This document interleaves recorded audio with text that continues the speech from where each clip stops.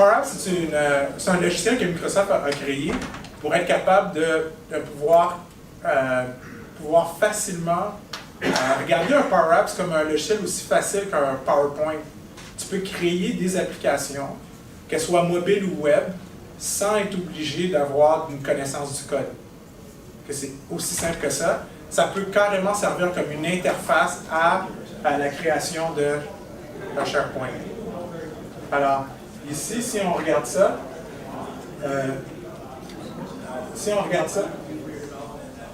ici, qu'est-ce que ça nous permet de faire quand on intègre Power Apps, puis on intègre SharePoint ensemble? On est capable de pouvoir intégrer tout ce qui est processus données et aussi l'accessibilité à travers divers appareils mobiles. Aujourd'hui, vous pouvez tous, à part si vous avez un Windows Phone, malheureusement, vous pouvez tous aller dans le store, aller télécharger l'application Power App. Comment que ça fonctionne, le Power App? C'est que c'est un engin qui a déjà été configuré pour votre téléphone intelligent, puis on peut intégrer l'application qu'on a développée à l'intérieur de ça. Alors, qu'est-ce qu'on va commencer? C'est qu'on va y aller avec la démonstration, puis Ali va commencer la démonstration.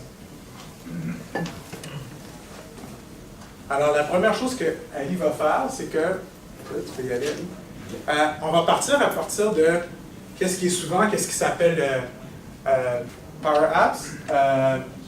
Si vous allez sur, par exemple, je pense que c'est powerapps.microsoft.com. Présentement, Power Apps est encore en version d'évaluation, en preview. Mais essentiellement, puis ça va peut-être être appelé à changer un petit peu, à raffiner. Peut-être qu'il y a des bugs, mais en fin de compte, qu'est-ce que ça fait? C'est que ça te permet justement de connecter plusieurs sources de données. On n'a pas juste ici, on n'est pas juste obligé de se connecter à SharePoint. Ça peut être un CRM, ils ont plusieurs applications. On voit ici SharePoint, Dynamics, OneDrive for Business, Salesforce. On est capable d'aller chercher les sources de données à tous ces endroits-là. Alors maintenant, qu'est-ce qui arrive? C'est que c'est complètement intégré avec ton portail Office 365. Alors, Ali va se connecter avec, en tant que Power User de Power Apps, il se connecte avec son propre nom d'usager, son propre mot de passe, à l'intérieur même avec ses identifiants de l'organisation. Et puis, il va créer une application. Là, ici, il a choisi la source de données SharePoint. Là, il va se connecter. Là, il dit exactement où est-ce qu'il va aller se connecter. Alors, il va choisir la liste. En fait, le même lien qu'on avait utilisé tout à l'heure, on va utiliser ce lien-là ici.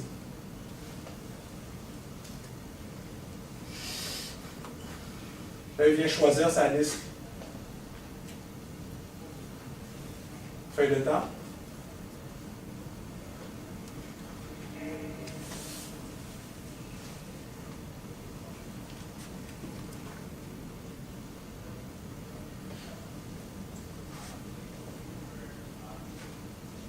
Ici, si vous regardez là, de ce côté-là, vous pouvez choisir les différents types d'interfaces que vous êtes capable d'avoir pour cette liste-là.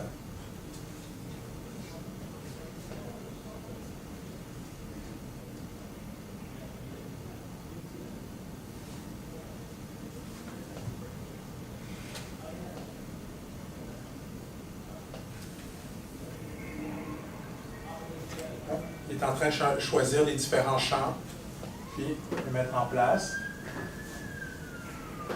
On est en train de développer une application mobile. C'est ça qu'on est en train de faire. On est vraiment en train de développer une application mobile.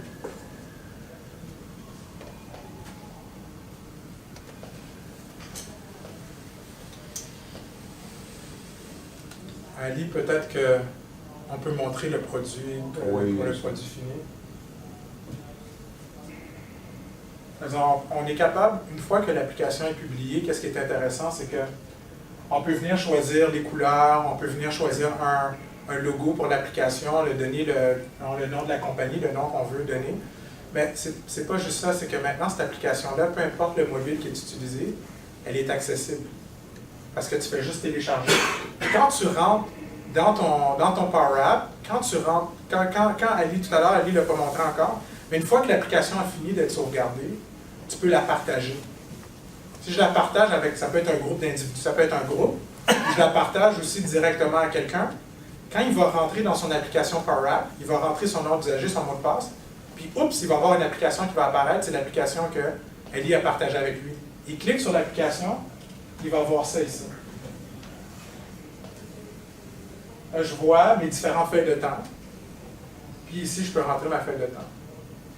Ici. Pas pire, hein? Je pensais que j'allais avoir des applaudissements.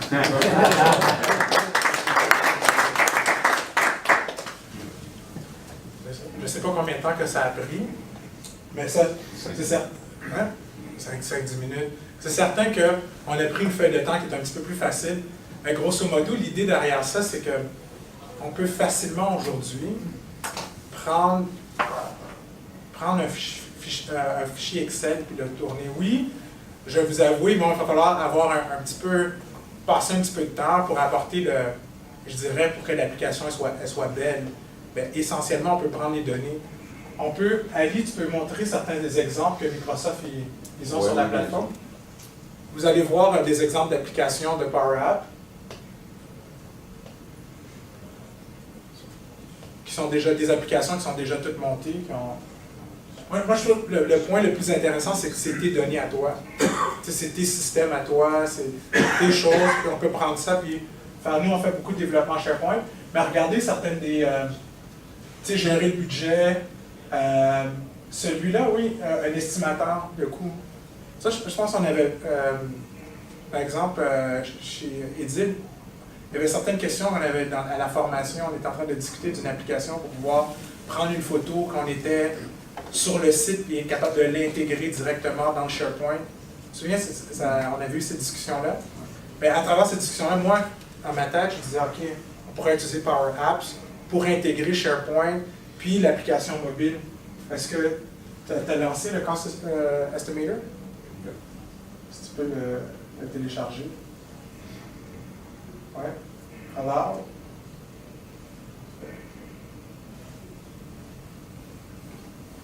Ali, l'autre chose aussi qui serait intéressant, c'est que tu pourrais ouvrir l'application sur ton téléphone intelligent, puis on pourrait le passer, puis montrer aux gens un petit peu de quoi ça a l'air sur le téléphone.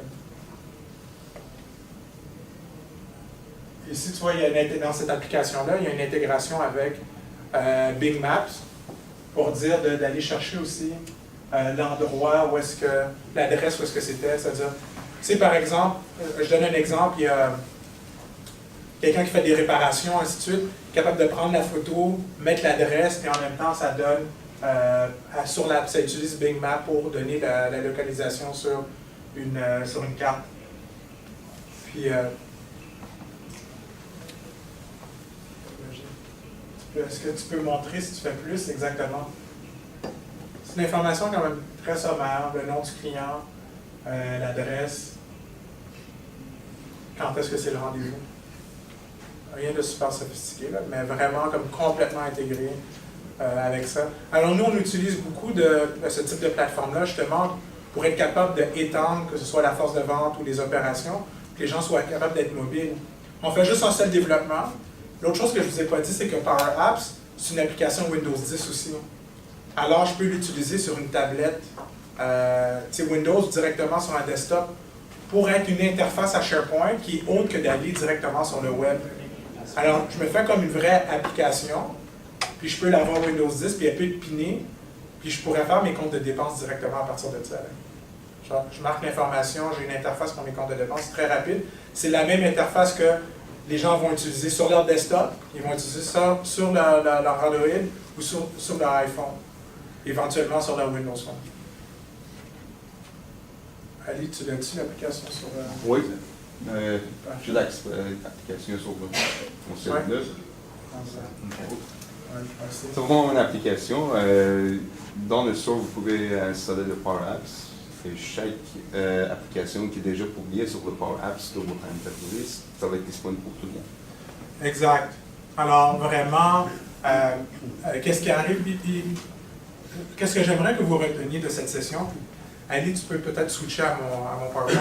Ce que j'aimerais que vous reteniez de cette session, c'est essentiellement, c'est que, tu sais, le temps d'être obligé d'avoir quelqu'un qui fait du développement. Ouais. être obligé d'attendre le temps que quelqu'un est obligé de faire du développement, d'apprendre, d'avoir ce genre de notion-là pour pouvoir créer des applications. En réalité, quelqu'un qui est un power user est vraiment capable aujourd'hui de pouvoir créer ce type d'application-là. C'est certain que qu'est-ce qu'on a fait, c'était quand même assez rudimentaire, mais la puissance de la plateforme, c'est qu'on est capable de venir utiliser des outils comme la caméra.